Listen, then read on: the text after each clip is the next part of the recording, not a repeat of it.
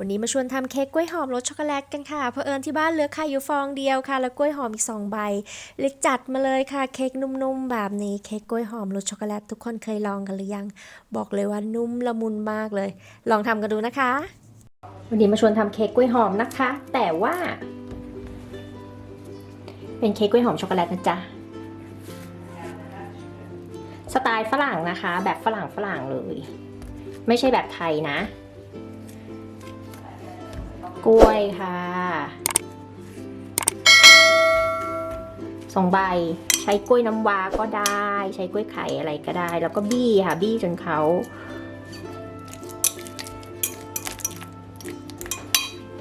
ไก่1 ฟองมีน่าเหลือไข่ไก่ฟองเดียวนั่นแหละเรื่องของเรื่องน้ำตาลทรายค่ะเศษ1/4 ถ้วยตวง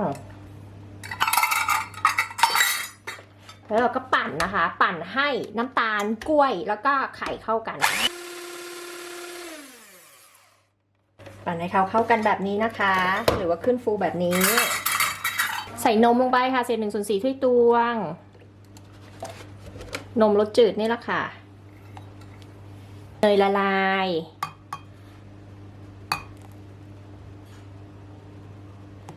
2 ช้อนโต๊ะ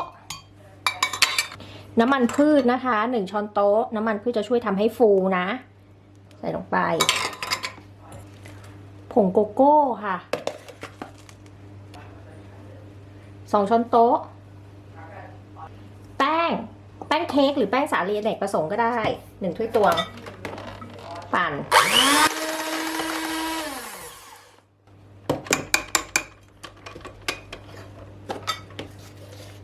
ลืมใส่ผงฟู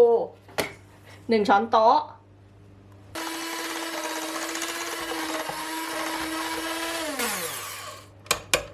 เสร็จแล้วค่ะเสร็จแล้วเราก็ใส่ช็อกโกแลตชิพค่ะไปอุ้งมือหนึ่งแบบนี้เสร็จแล้ว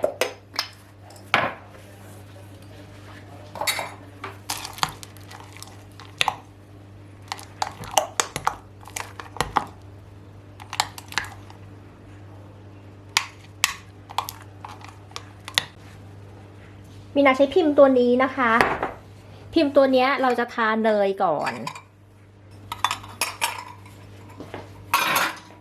เราจะทาเนยที่พิมพ์ก่อนนะคะเพื่อกันไม่ให้เขาติดนะ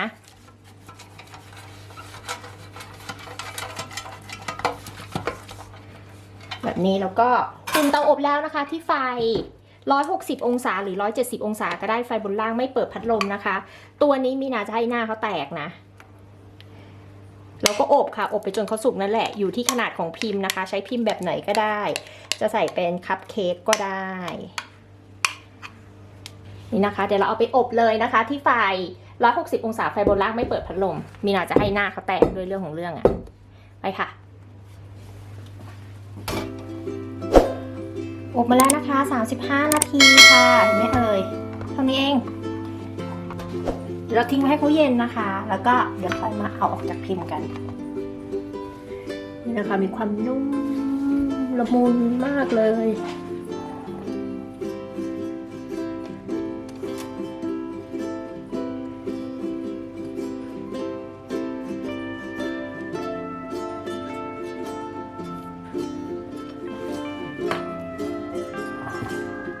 มีไข่ใบเดียวนะคะก็สามารถทำเค้กกล้วยหอมรสช็อกโกแลตได้นะคะบอกเลยว่าอร่อยมากนุ่มมากฝากกดไลค์กดแชร์แล้วก็ติดตามให้ด้วยนะคะทุกคนลองทำดูนะคะไข่ฟองเดียวเราก็สามารถทำขนมเค้กนุ่มๆออกมาทานได้เช่นเดียวกันค่ะ